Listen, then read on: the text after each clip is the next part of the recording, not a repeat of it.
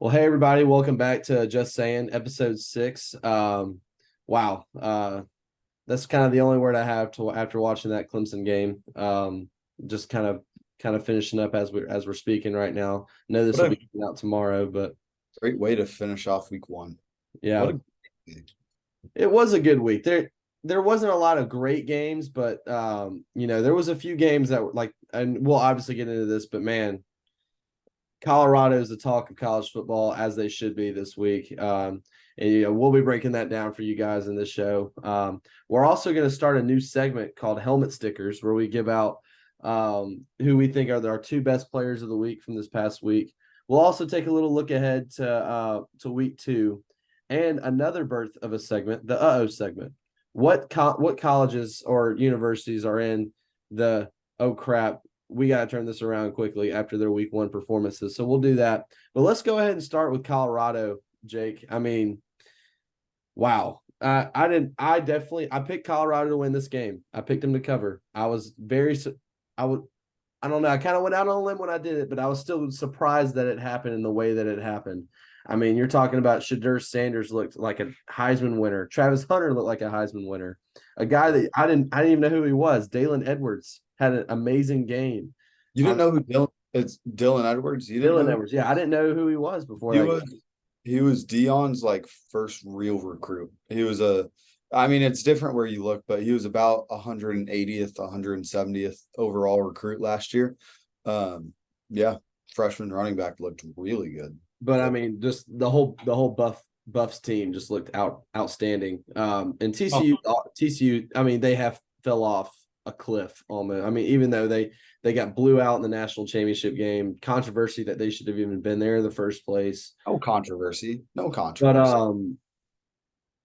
well, we got an Alabama hater over here. Anyway, definitely a team that fell off from last year, but very surprised at Colorado. I mean, we got some people saying they're going to go 4-8, 3-9. I personally think they're going to go to bowl game 7-5. But yeah, what was your take on that? I mean, I got to watch the first half at home, and then I went to a tailgate and watched the second half there. It was what a game. Yeah. I mean, like I said, what a way to end off week one. What a way to start week one on a Saturday. Of course, there were games on Thursday and Friday. No, I did the exact same thing you did. I watched the first half here, and then we went to a tiny little tailgate and watched the second half there pretty much just on my phone. But I mean, the game was crazy. It was such a good game. And like you said, Heisman for performances from both Shadur and Travis Hunter. Yeah. Um, but I mean, defense didn't look great, but I mean, that's not what you expected to look great anyway. But that offense, I mean, they looked lethal. I mean, Jimmy Horn Yeah. looked really good as well. Dylan Edwards, like you said, looked good. I mean, and even in the trenches, I mean, they were obviously they're not going to compete against a team like Georgia or Alabama, but against these teams that, don't have top five talent and aren't bona fide teams, they could make some noise. I Oh mean, yeah. so I'm looking at their matchups against Oregon, potentially even USC. I mean, can they, in your opinion, can they upset one of them? I think Can they they? can. Can I they? think And they can. Will they? No. But can they? Yes. They are capable. I think they're capable of really. I think they're capable of going 8-4. I think that's probably their ceiling this year. But think about this: joining the Big 12 next year. Name me the best Big 12 team in 2024, because you're losing Texas and Oklahoma. UCF is losing a ton of production on offense next year. Is Colorado going to win the Big 12 their first year in the Big 12? I mean, Colorado's their not. year next year, they're going to have a great recruiting class. The thing is, Shadur and Travis will be back. Shadur might not be. No shot, Shadur. I'm sorry, Shadur will not go pro this year unless he wins the Heisman. He will not go pro. You don't And think so? I think you've got to be in the playoff mix to win the Heisman at this point, unless Yeah. you just put together like a Johnny Manziel type year. But I mean, these stats. Listen to these stats from Shadur: 38 of 47 for 510 yards, almost averaging 11 yards a pass, 4 touchdowns, no interceptions. Not only was he very explosive with the ball, but he was smart. He knew where to go. He was precise in the pocket. He looked very comfortable. I mean, the transition from FCS to FBS is no joke. And I thought he looked comfortable and poised back there almost as any other good quarterback I've watched in previous years. I will 90.6 say QBR. I mean, you mentioned five. You mentioned 510 yards. I will say, I think it's slightly, not I think, it's slightly inflated because, I mean, Dylan Edwards ripped off a 75-yard screen pass for a touchdown. That's not on Shadur. And Dylan Edwards ripped off a bunch of checkdowns. But so the screen pass, I mean, that's all Dylan Edwards. Nothing really Shadur did. But the checkdowns, I mean, even if they were 2 yards past the line of scrimmage and Dylan Edwards took it for 50, I mean, Shadur, like you said, no interceptions. He didn't really put the ball in harm's way. I think the first half they were just trying to get him acclimated to FBS, to Power 5 football. They had a lot of quick screens, a lot of comeback routes, not really letting him air the ball down the field. They didn't really need to do that in the first half, but the second half, I felt like he was just making a ton of throws. I mean, elite stuff. Elite stuff. Yeah. I mean, they had 4 receivers over 100 yards receiving. Travis Hunter and Jimmy Horn Jr. both had 11 catches. Dylan Edwards, the running back, led the team in receiving yards with 5 receptions for 135 yards, 3 touchdowns. But let's go ahead and get to my current Heisman frontrunner, which is Travis Hunter. I mean, the dude played 110 snaps in the heat. I mean, they were not playing in Colorado in November. They were playing in the Texas heat in August or early September. So that is insane. Never seen anything like it. You can almost say he's the Shohei Ohtani of college football. Maybe not to the degree Shohei is of the MLB, but he's insane. And I've never seen anything like it besides maybe, even though he wasn't in our time, Desmond Howard, Charles Woodson, they're really the only 2 guys you can compare Travis Hunter to. And what did both of those guys have in common besides both playing at Michigan? They won the Heisman. So we'll see what happens with Travis Hunter this year.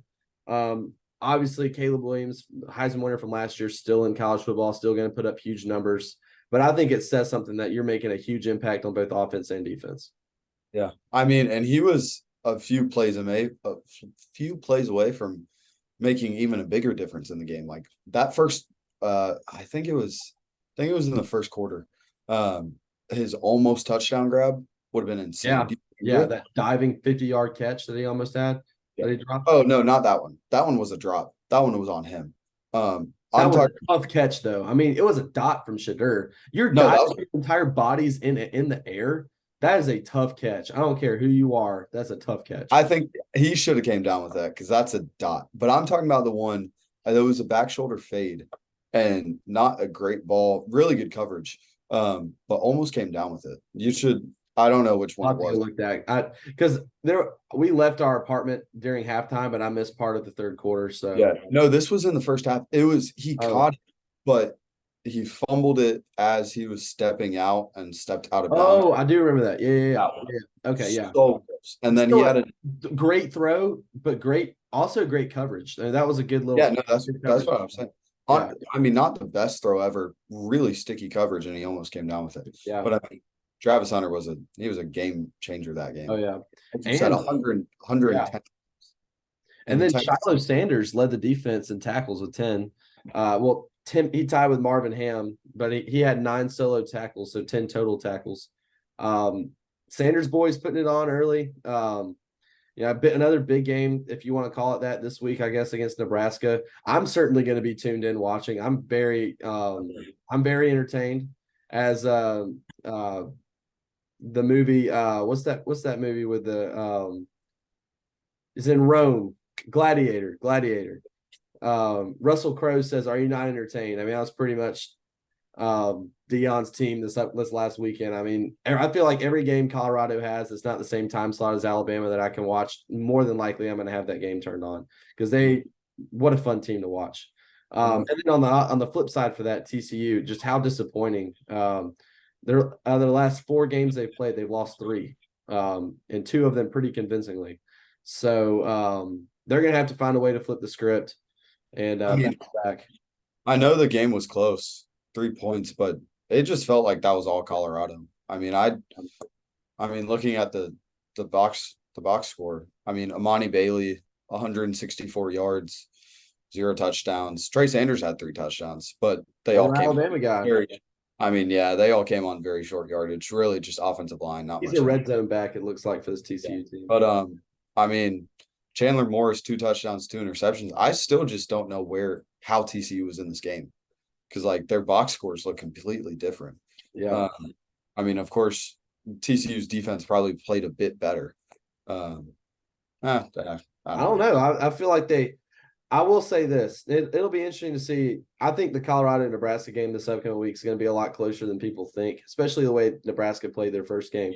But Yeah. I just want to see Colorado play a defense with a pulse because Yeah. TCU does not have one. And I definitely think Nebraska's got a much better defense than TCU. I mean, they play in the Pac-12, so they won't really be playing defenses anyway. This is the defense they're going to be playing. So Yeah, yeah. So really the only defense in the Pac-12 that I think is even scary somewhat is Oregon. And I wouldn't even consider them scary. But yeah, so that's the Colorado TCU game. What a game to watch. I would say probably the game of the year throughout week one so far. But enough with that game. Let's get to our teams. We'll start over in Athens. They had an earlier kickoff. UT Martin versus Georgia. The Dogs started off a little slow, Jake. A little slow. I kind of predicted that for Alabama, but it kind of happened in the inverse for Georgia. A lot of national media is saying, "Oh, this doesn't look so good for Georgia," but I'm in the complete opposite crowd. I don't think it really matters. I think yeah. you're in the same way. I mean, it's gonna. I'm highly, highly critical. So I look at that, and we didn't play well. I mean, I think everyone knows we did not play our best. We still won by 41. I get it. It's UT Martin. We should have won by 40 plus. We did that, and we looked bad doing it. It was 17-0 going into half. It was 7-0 going into the second quarter. And I mean, I'm looking at the box score now. Carson Beck, 21 for 31, 294 with a touchdown. Kendall Milton, 9 for 53, 0. Roderick Robinson, freshman running back, 8 for 50 with a touchdown. He was impressive. Brock Bowers doing typical Brock Bowers things, 5 for 77 with a rushing touchdown, But I told you, did I not tell you, Mekhi Muse? I don't Yeah, know if you watched any of the game, but he that's had just 3 for 35 and 30. 75 Yeah. with a touchdown. And he was so close to taking back a kickoff. It might have been a punt.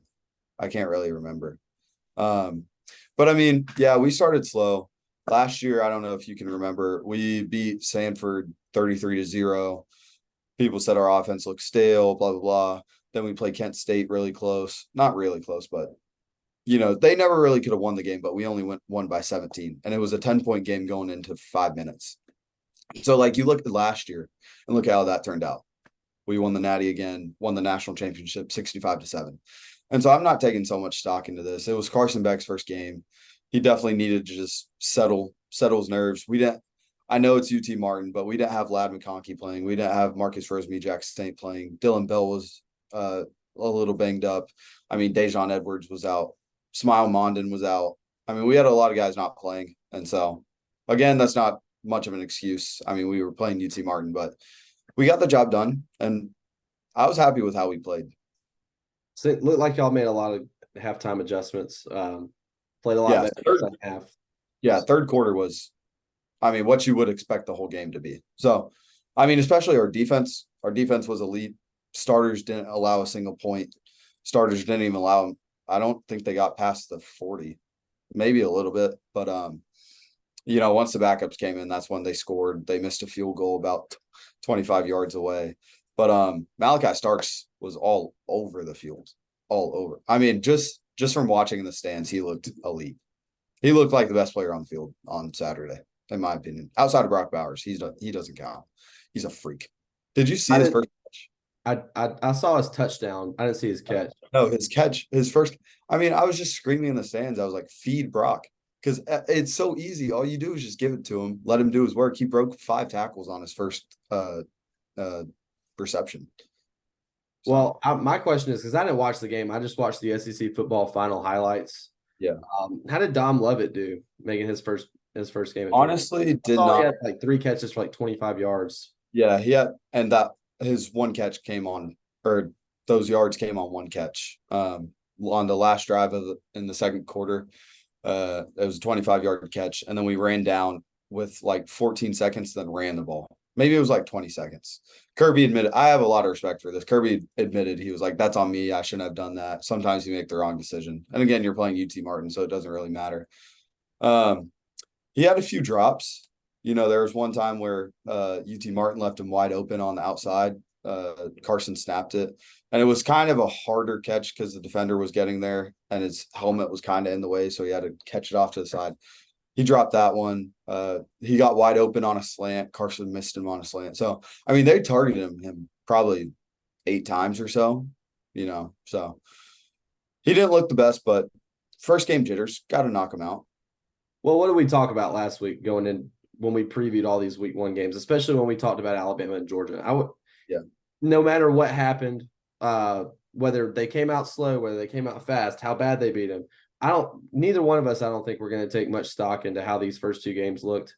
I don't take much stock into because this is not going to be the Georgia in week 12. This isn't going to be the Alabama in week 12. I mean, we've kind of been preaching that, the past week. And obviously we know what Georgia can do once they start rolling. And that's exactly what we saw on Saturday. So I will say the area I'm most critical in for Georgia after the game, offensive line play was sloppy. I mean, their pass protection was good. We didn't allow a sack. Carson Beck had a good amount of time to throw. For the most part, he wasn't really pressured, but our run blocking, and I get it, we're going up against 7, 8-man boxes most of the time, but our run blocking was atrocious. Like our running backs actually looked good because they were always getting hit either at or behind the line of scrimmage. So that's one area we definitely have to clean up, definitely have to get better, especially when we're not going against teams like UT Martin. But I mean, that's probably our most stacked position group, maybe outside of tight end. So I'm really not worried about that too much. We just need to clean it up. Well, you just talked about the O-line blocking, and I definitely saw a parallel over the Alabama game. And I think because these smaller defensive linemen, Alabama, I can speak for Alabama because I don't know. I'm sure it's normally probably the same for Georgia, but I think our average O-line is like 6'4", like 345 pounds, 350 pounds, something like that. I mean, both of our left tackles are over 360 pounds. Proctor's 375, I think. And they're going up against these guys that are like 280, 285, 290. So they're going to be much smaller than them. They're much shiftier than our big O linemen. So these smaller schools can sometimes use that to an advantage when it's clearly not. I mean, they're not going to be as physical, but they're going to be more fast. They're going to be more shifty.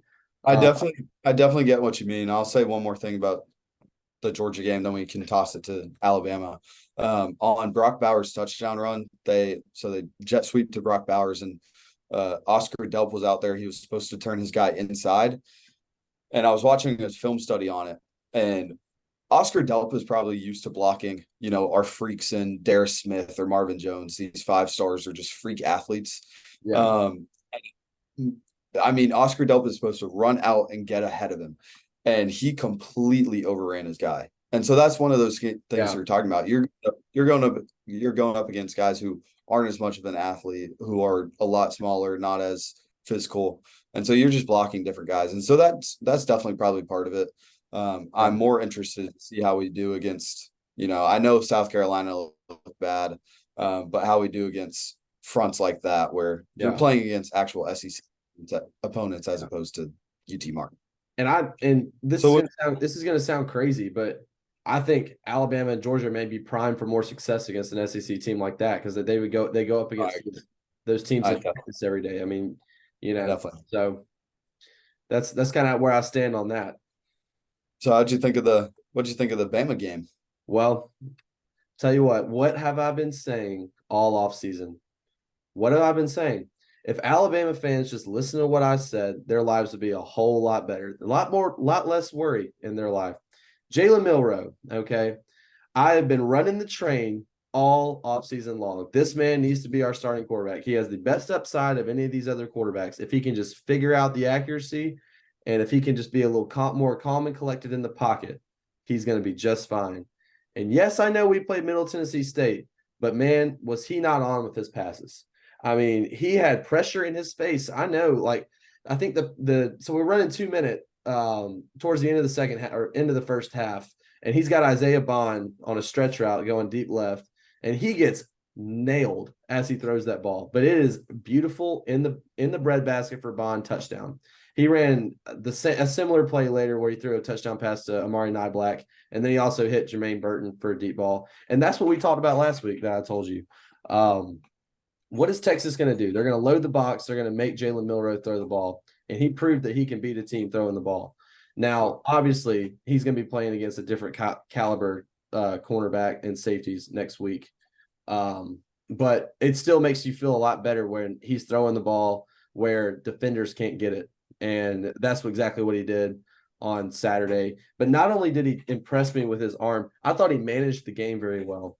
And even before that deep touchdown pass to Isaiah Bond, he really was just throwing a lot of short passes, intermediate outs. I mean, obviously, I'm sure you saw the insane quarterback run off the fumble snap. I think he's probably the only player in college football that can make that play.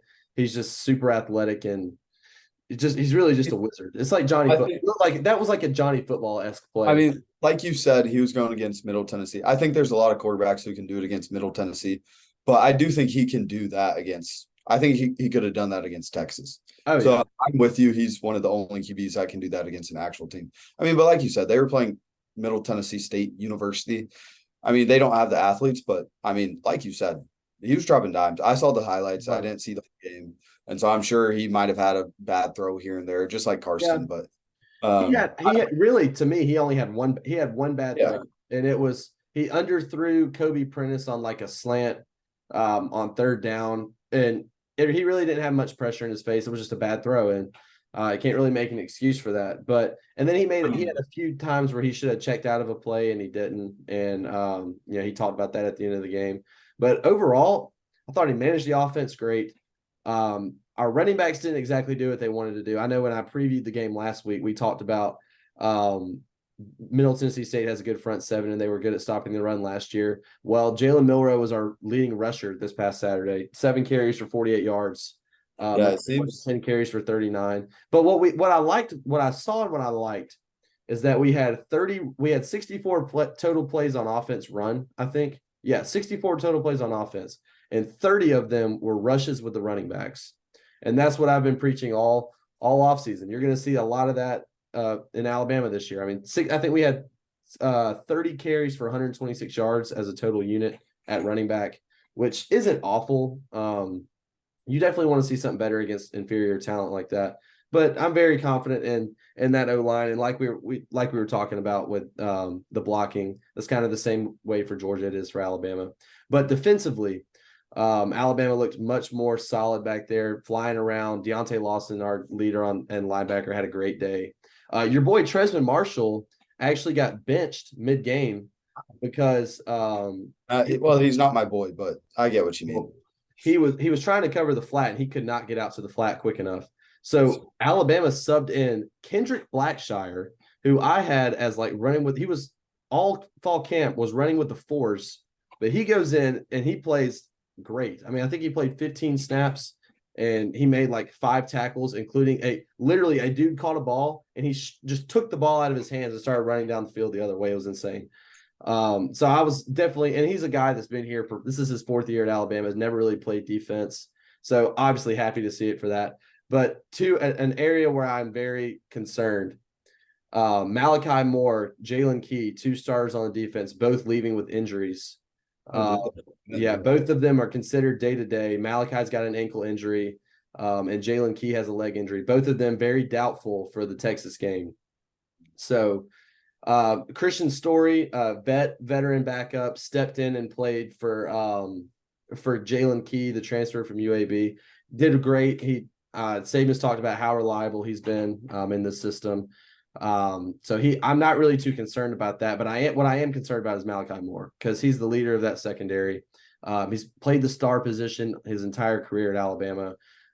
So as of right now, the look that we're having is Terrion Arnold is going to move from outside corner to star, and Trey Amos, the transfer from Louisiana, is going to play that outside spot outside of Kool-Aid.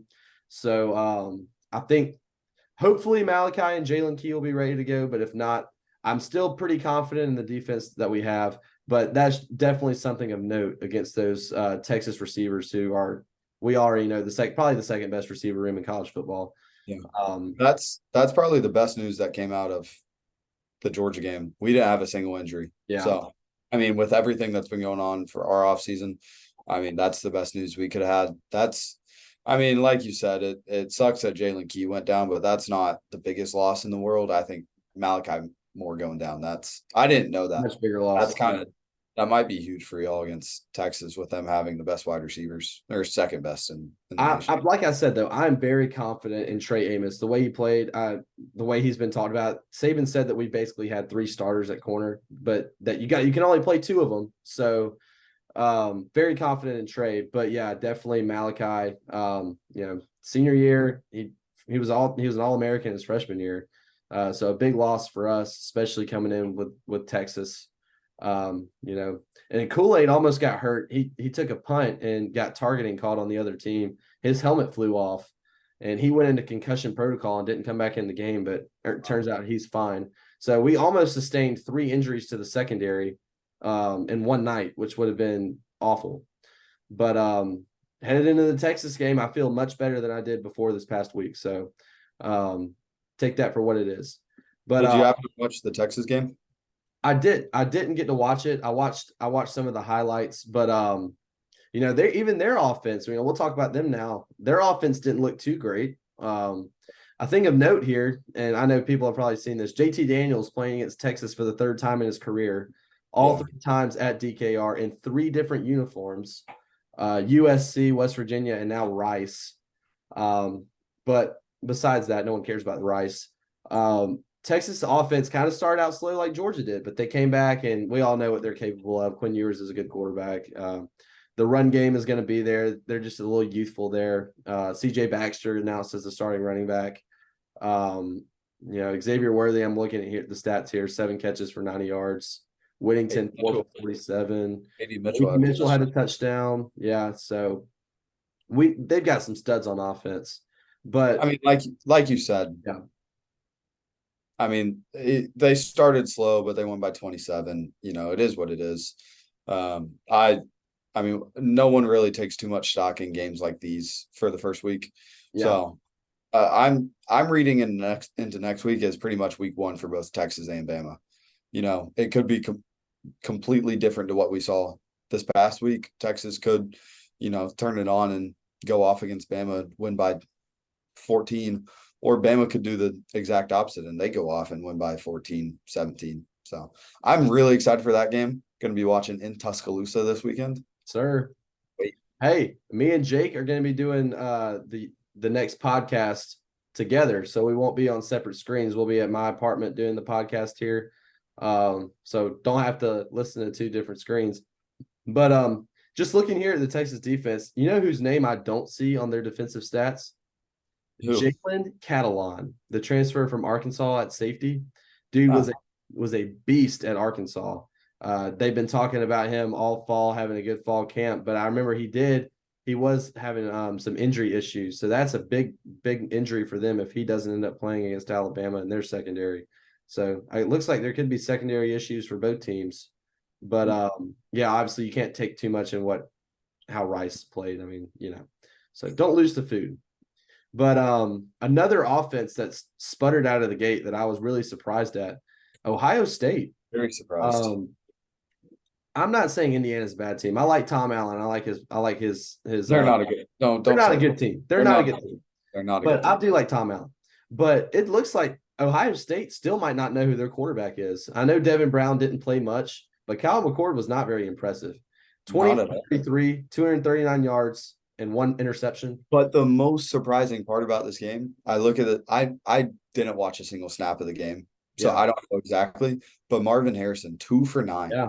Sorry, and the first play of the game was a catch, like a 10-yard catch for him.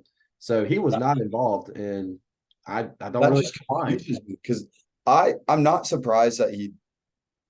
Before looking at the score, I wouldn't have been surprised if he had 2 for 18. But that's because I would expect the score to be like 60-0.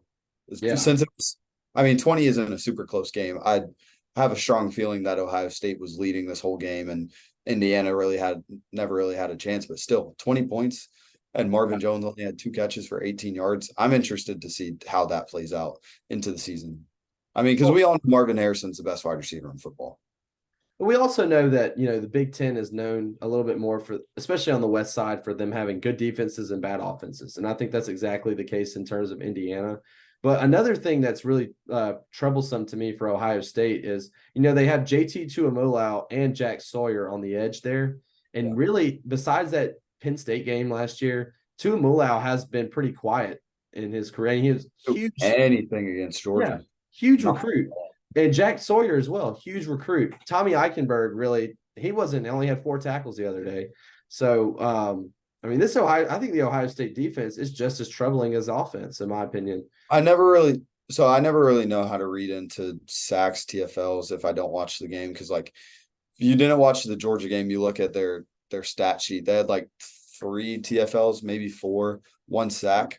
But like, if you watch the game, I mean, UT Martin was only running RPO screens the whole entire game. They didn't really have a chance to, they had a few chances to get sacks, but for the most part, we were getting pressure on those plays, but we didn't have a whole lot of chances to get sacks. So I don't know if it was the same for OSU, but I mean, you're right. They had 1 sack by Hero Kanu. Oh, I think he's a freshman. And a few tackles for loss, but I mean, like you said, Yeah. It's troublesome. I saw on Ohio State. They didn't dominate the trenches in a game they're supposed to.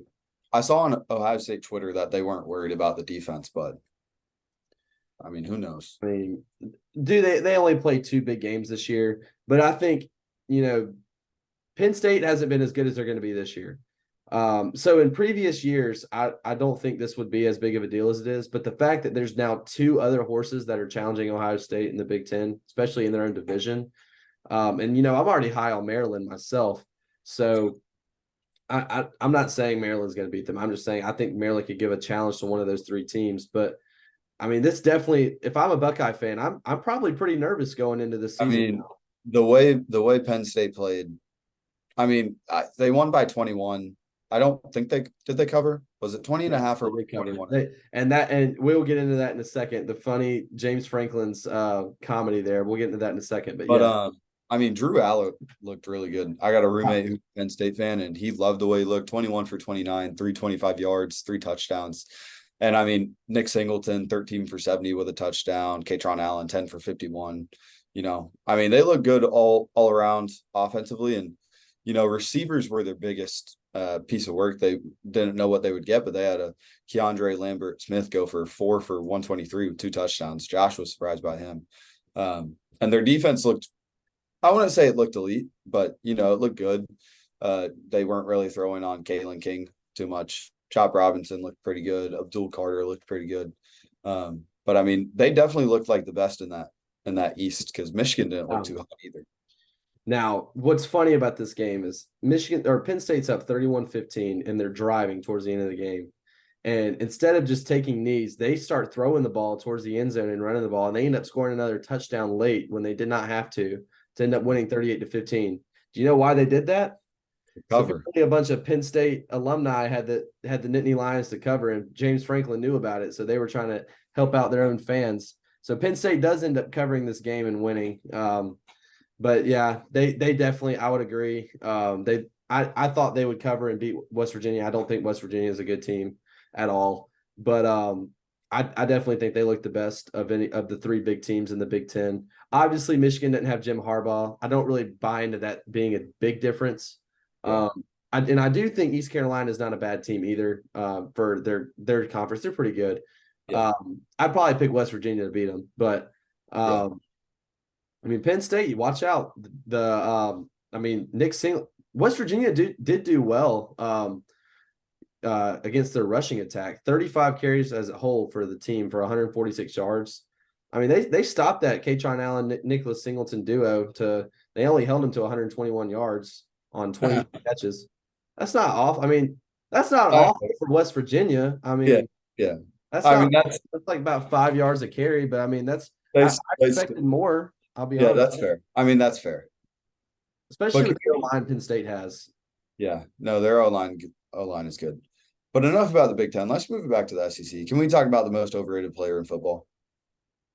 Oh, I know where this is going. Yeah, you do. Trophy pick, huh?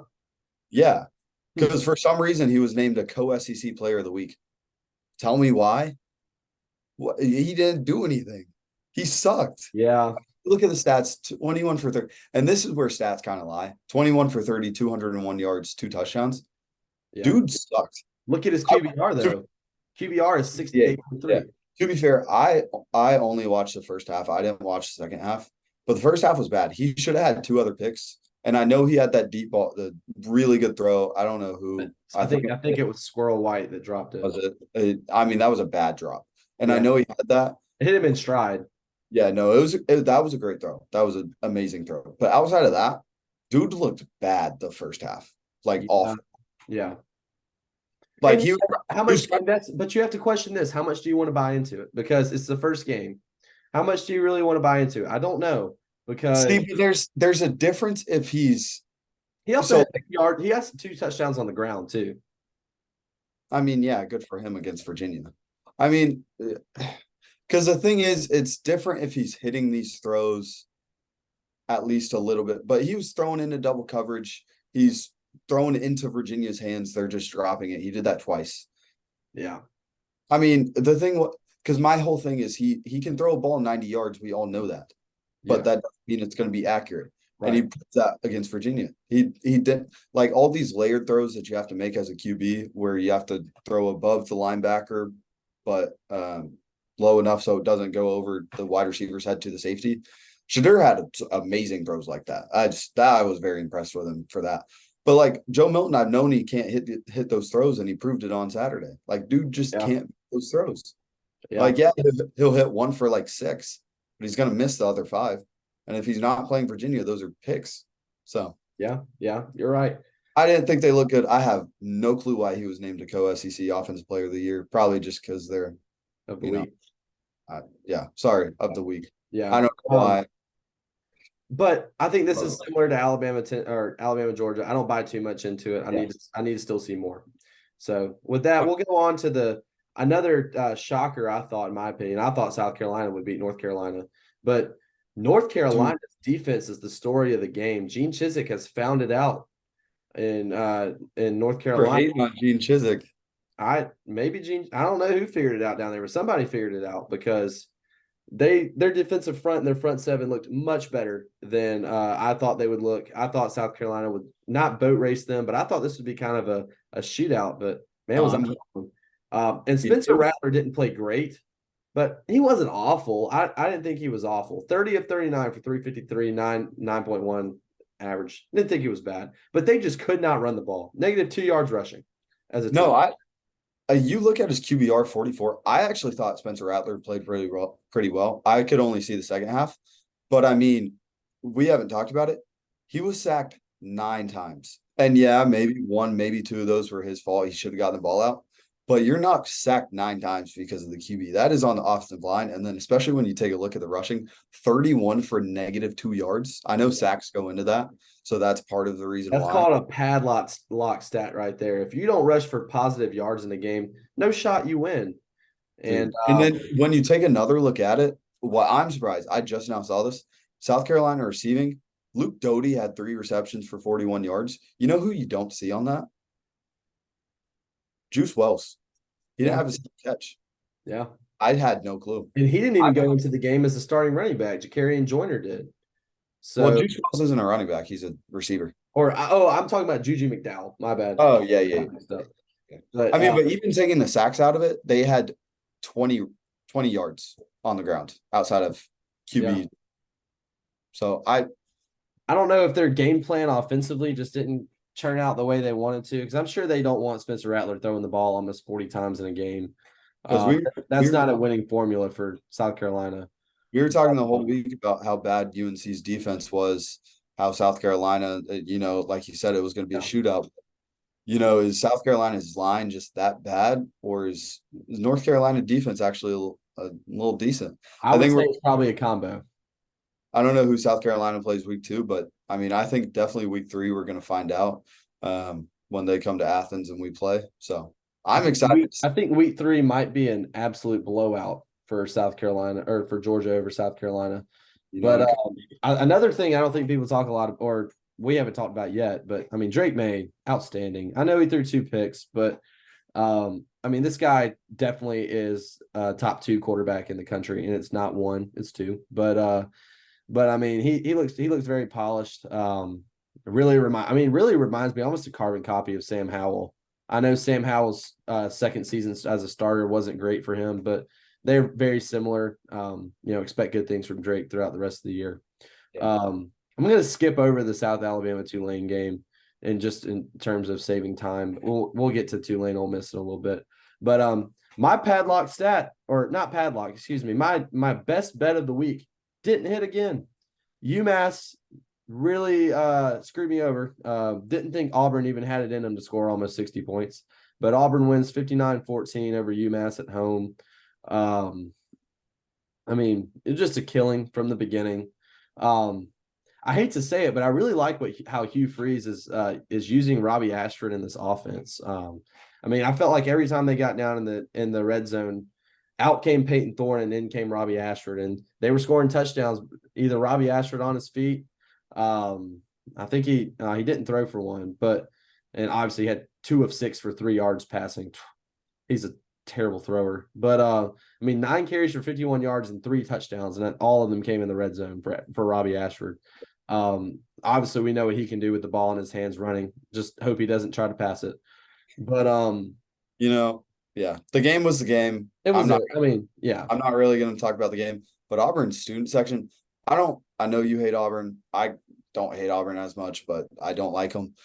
They have some of the most loyal fans in college football. I mean, they're not good right now. I don't care how much they beat UMass by. I don't care if they look good. They're not good, but that student section was rocking against UMass. Yeah, I think they called it a freeze out, or the all white. They just need to tamper their expectations, I think, a little bit, especially this year and just in general. They're not going to be able to compete with Georgia and Alabama, which it's just tough. But let's move on to the big game of the week, who I was super excited for.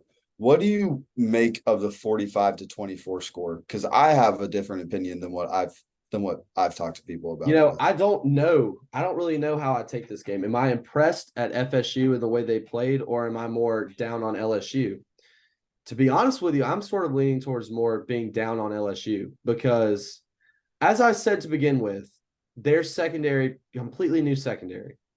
They didn't play awful in the first half. I thought they were okay, but in the second half, 17-14, they were winning.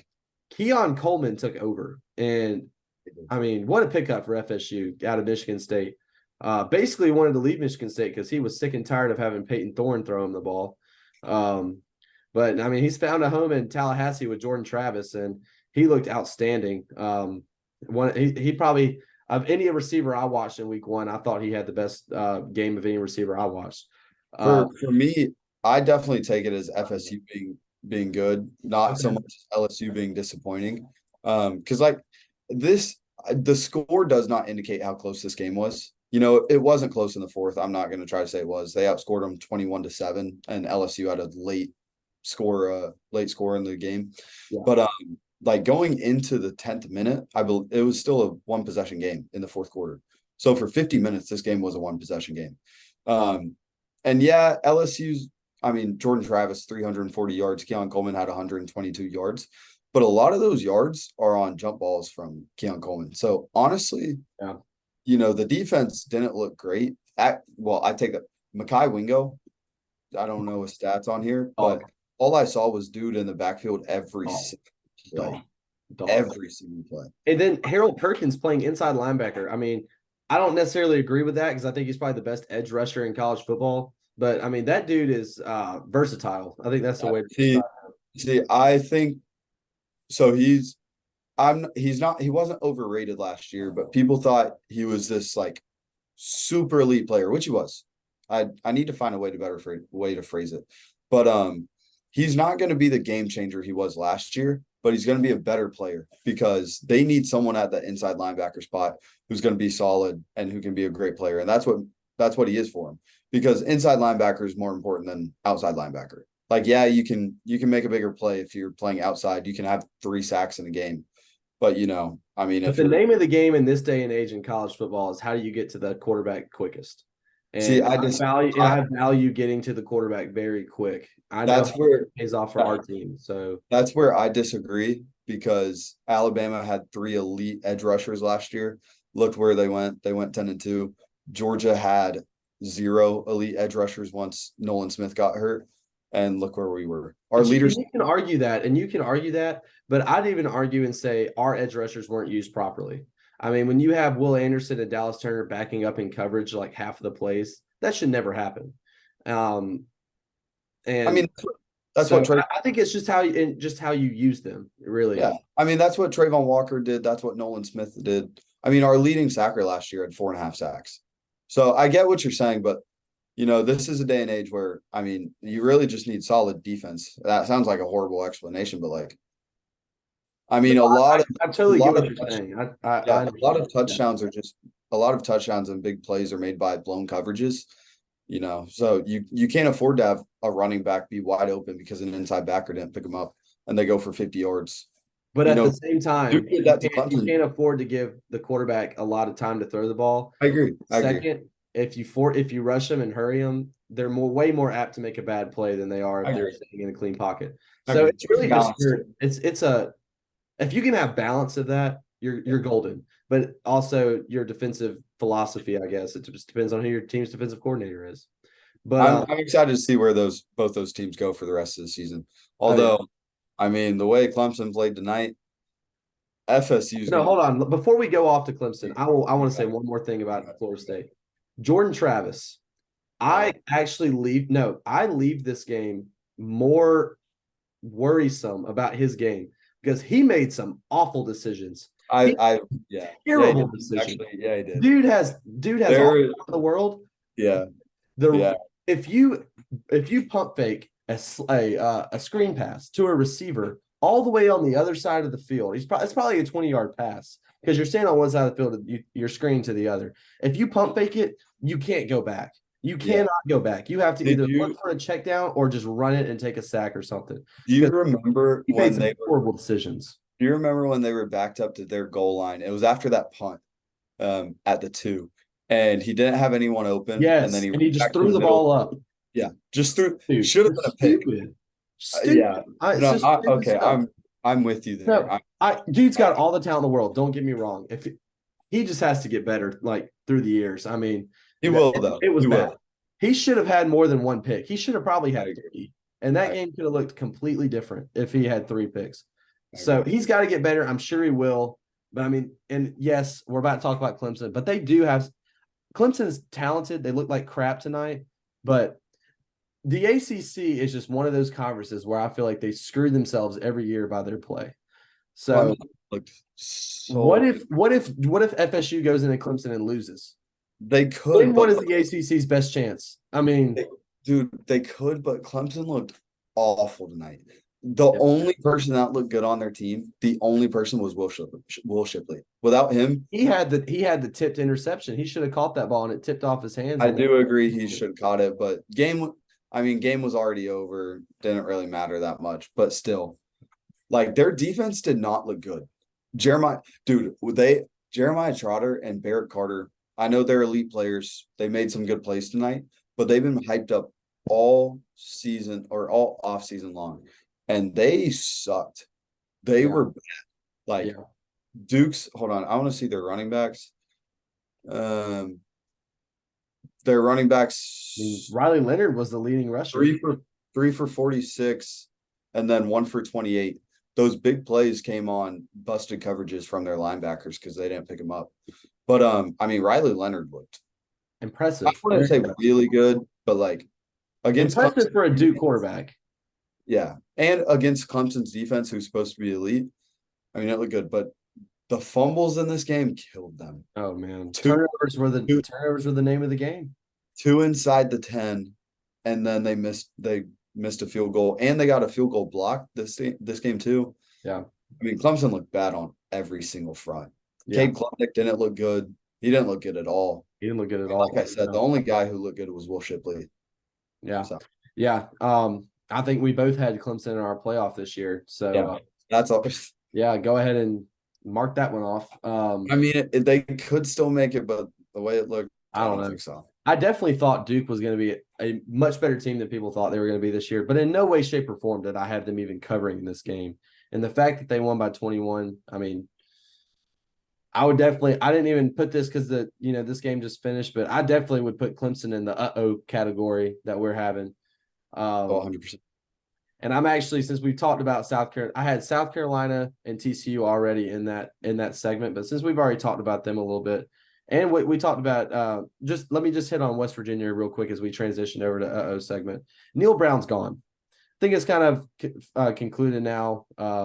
What I know they lost to Penn State. I know they're supposed to lose to Penn State, but he is far from saving. Okay, I think he just needs to go ahead and pack his bags because it's only a matter of time before he gets fired. Now, the two teams that I were super surprised, Texas Tech Two big losing upsets. double overtime to Wyoming on the road, but were they not? Do you think huge game next week in Lubbock? They're hosting Oregon. Do you think they even prepared for Wyoming? Do you think they've just been preparing for Oregon this entire offseason and then just I'm willing to bet they did. Because I mean, when you have Wyoming on the schedule, I know they're not a great team, but when you have like Texas Tech isn't a great team, but when you have Wyoming on the schedule and you have Oregon week 2, if I was a football coach, I would be preparing for Oregon. Obviously, we would be watching film for Wyoming, but you probably prepared for Wyoming a week? Yeah, most of my attention would be going towards Oregon. Yeah. So, I mean, maybe they prepared well for Oregon and they can make some noise. Oregon goes to Texas Tech, but I mean, that was bad. And it's not like either team's stats jump off the board. Both teams had two fumbles. Both teams had an interception, so they both had 3 turnovers. Wyoming just flat out beat them. Tyler Shuck wasn't awful. I mean, 31-47 for 338, 3 tutties and an interception. He wasn't awful, but it looks like Texas Tech had no running game, only 93 yards rushing on 33 carries. And Texas Tech has been primed to land Micah Hudson, 5-star receiver. He's ranked number 7 on On3. They've been primed to land him for a while. If this is how the season's going to go, I don't think they get a five-star receiver. He could be a difference maker. That he would be. Yeah. But if I'm a 5-star receiver and the team I want to go to just lost to Wyoming, I'm going somewhere else. I'm going to Texas. You got to think about what's in the best for your future. And I don't know if living in Lubbock, first off, would suck. Second, if they're losing to teams like Wyoming who live in even worse parts of this country than they do, I mean, yeah, I'd start thinking about Austin, Texas a little bit more. I mean, the team who looked worse, though, Baylor. Oh, my gosh. Because they lost to a worse team. With one of the worst quarterbacks I've ever seen in my entire life. They lost to a worse team, worst quarterback at home, and they lost by 11, not in double overtime. So, like, Texas Tech, they got upset. No ifs, ands, or buts about that. But, like, this give your props to TJ Finley. 22 for 298, almost 10 yards an average, 3 tutties. I mean, he looked great. And I'll be honest, when he was at LSU, I don't know if you really remember, I thought he looked pretty solid. I thought he wasn't that bad at LSU. He started against Alabama. He wasn't awful. He wasn't also, this was at the point where LSU wasn't as good after their national championship winning season. So you can't put too much into that. But he was just flat out bad at all. He was bad. He was bad. And we saw him 2 years in a row. So he was bad. But man, he looked good. And then for Baylor, they're hosting. Who are they playing next week? They got a big game next week, don't they? Baylor? Yeah, let me see. I'm clicking on it right now. But their starting quarterback, Blake Shapen, is out. Oh, they play at TCU next week. Yeah. So they got a No, Baylor plays Utah. Oh, Utah. That's right. Sorry. I mean, Blake Shapen, their quarterback's out for the next 2 or 3 weeks. So they're gonna get not for them. They're gonna get yeah, so I would say Texas Tech, Baylor, West Virginia, TCU. Big uh-ohs for them in week 1. South Carolina doing that. After week 1's finished, who are you giving your helmet stickers to? Yeah, so let's start the helmet sticker. And we'll stay right there at Texas State. I'm going to give it to TJ Finley. Texas State probably pulling off the biggest win in program history. I mean, no one thought they'd beat a Baylor team. I mean, I'm high on Dave Aranda, too. I think he's a great defensive mind, one of the best defensive minds in college football. No, I don't think anyone saw this coming though, especially on the road at Baylor. So yeah, we'll throw out my first helmet sticker ever to former Auburn quarterback TJ Finley, in Texas State, over in San Marcos, Texas. So, Yeah. who's your I first mean, one going to go? I'm going to Shadir Sanders. I mean, 510 yards. Like I mentioned earlier, a little bit inflated, but 38 for 47, 510, 4 touchdowns. He's front runner for the Heisman, in my opinion, right now. I mean, granted, it's week one, but still. Dude looked elite.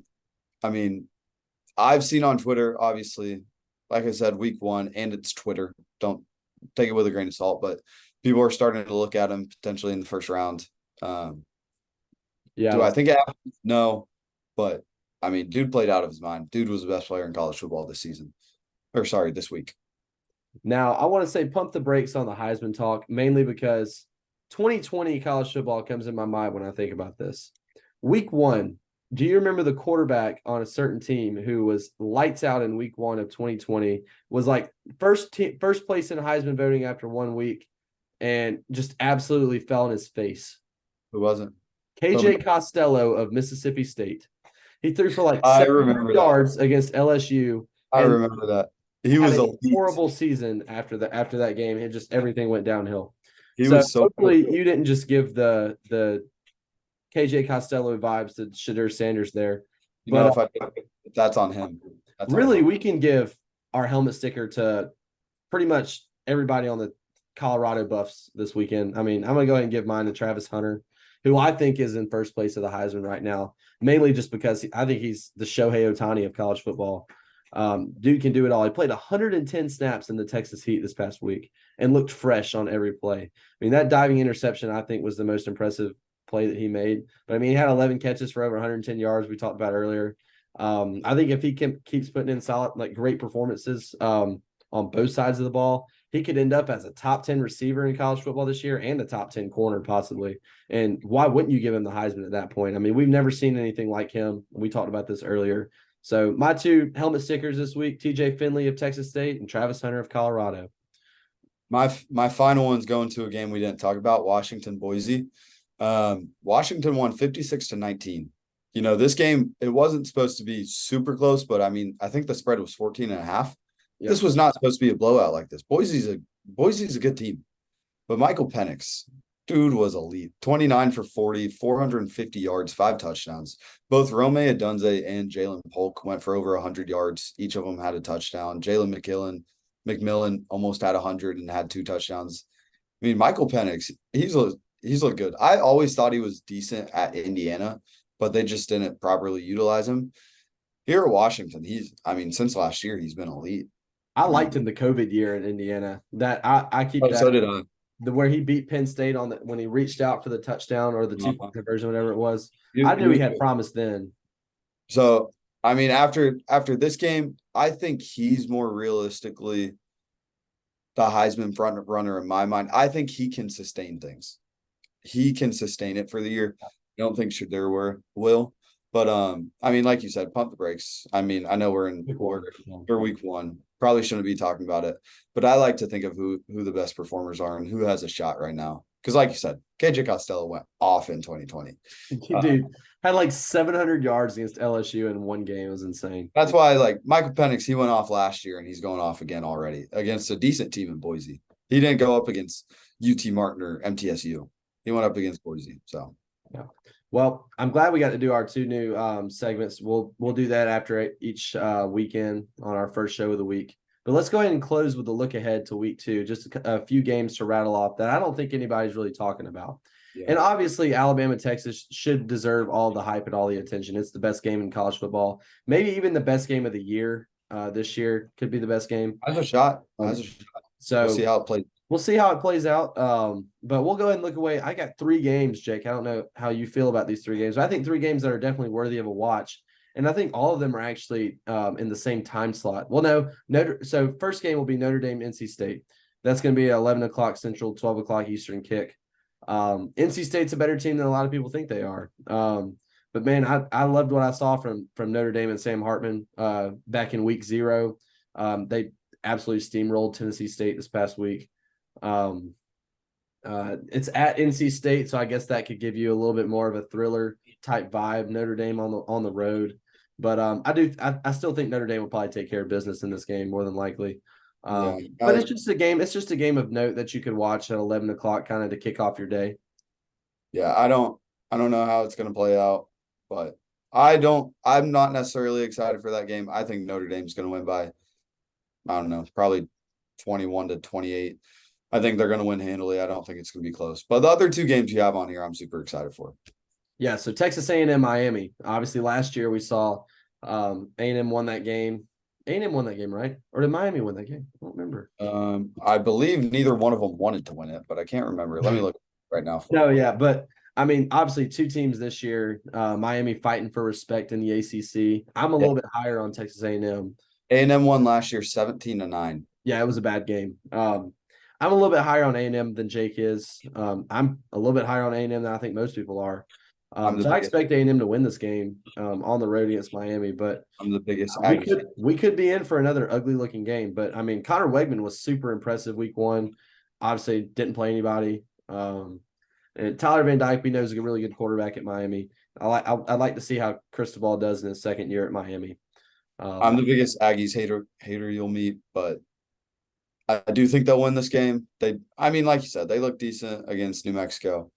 But I mean, I don't think they're good. I don't know why they're a top 25 team. I don't know why. It's the same thing with Iowa. Why is Iowa a top 25 team? No clue. Iowa and A&M overrated. And Iowa's offense struggled a little bit against Utah State on Saturday. With not there too. Yeah. Well, score was like 28-14. Something like that. Maybe not. Maybe not. Kirk Ferentz needs to just fire his son already. Anyway, that's a topic for another day. To close this out, though, it was 24-14. Yeah. Well, to close this out, we'll talk about the game that I think is a big game that no one really is talking about. And I think it's Ole Miss Tulane. Tulane, we kind of previewed their game last week, and we're going to talk about it a little bit tonight, but just due to time constraints, we decided not to. They played South Alabama. They won by 20, 37-17.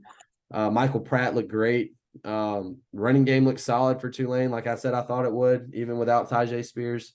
Ole Miss traveling here. And Ole Miss absolutely destroyed Mercer, 73-7. What's funny is Mercer started that game with a 75-yard touchdown and with a leading 7-0. And Ole Miss obviously scores 73 unanswered. But Jackson Dart looked great. Both of these teams look really good in their openers. Obviously, Tulane, bigger opponent than Ole Miss had. But I think Ole Miss, I think Ole Miss is going to go in there and take care of business. I expect them to, but you never know. Tulane obviously beat USC last year, had a lot of guys from that team come back. I like their passing game. I think it might actually be a shootout. This could be a shootout, and we'll see. But I definitely, before I go into Bryant-Denny Stadium on Saturday night, I'll definitely be tuned in watching this game. Yeah, no, I'm excited for it. Michael Pratt looked good. Tulane looked good against South Alabama. I know I think you changed it late, but you had South Alabama covering for a little bit. Tulane handled their business. Ole Miss handled their business against Mercer. Mercer sucks. Yeah. I mean, so I'm excited for that game. Top 25 matchup. I do think Ole Miss squeaks out a win, but I think it's closer than what people think. Absolutely. But before we get away, best bets. I just took a look at it. Not a great showing from you, Sutton. You went 3 for 9. Yeah. Last week I went. I thought we'll probably discuss that a little bit more next show when we give our best bets for next week. But yeah, guys, I went. Not too good to start the year off. Not too good.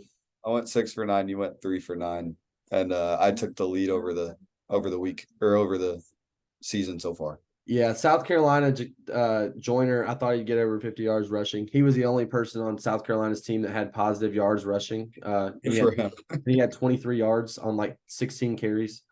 So, yeah, not doing too hot for me. But, I've got time to turn it around. It's early on. So we'll see. No, it's early. All it takes is 1 week. It takes one week of being undefeated. And hopefully that week will be next week. So we'll see. But, guys, thanks for joining us. I had a great time tonight. Obviously, next time the show will look a little different on YouTube. Jake will be actually in Tuscaloosa What's actually pretty cool that I just remembered, I have a camera reserved until Friday. So I might actually get to film this with like a professional camera that I borrowed from the University of Alabama's JCM checkout center. So might look a whole lot different. But looking forward to seeing Jake this upcoming week, hosting him in here in beautiful Tuscaloosa, Alabama for the biggest week of college football, maybe the biggest week here in Tuscaloosa. Got a few other marquee matchups, but enjoyed talking tonight. We'll definitely get that show out probably on Friday. It's time for week 2 of football. Both Georgia and Alabama are 1-0 heading into week 2. Week 1's already over with. I'm so sad, but we still got 12 more weeks of the regular season. And guys, this regular season is going to go by really quick. I feel like every offseason it takes so long for football to come back, and then it goes by so quick. Every time. I know. It feels like 2 years over the offseason, and it feels like a month for the regular season for all of college football. It's awful. Yeah. But I love college football. I had fun talking. It's the best sport in the world. And we've got to just, take it in 1 week at a time. But looking forward to seeing you, Jake, on Thursday, man. Yeah, take advantage of both of us being seniors. Last college football season with us being in school. Yeah, it won't be the same after this year. So it will not. It never will be. But professionals. But obviously, big matchup in Tuscaloosa this upcoming weekend. Texas coming into town, and then Georgia's got who? Huge matchup against Ball State. The Mike New. I covered Ball State a couple years ago in their bowl game. Mike New, head coach, a great guy. We'll talk about this on Thursday. They played Kentucky decent this past week. They did play Kentucky well. They played them really well in the first half, but then second half kind of got away from them. But yeah, so we'll see you guys back later in this week. Thank y'all for joining us. Remember to like and subscribe and tell your friends. So see y'all next week and roll Tide. Go Dogs, baby.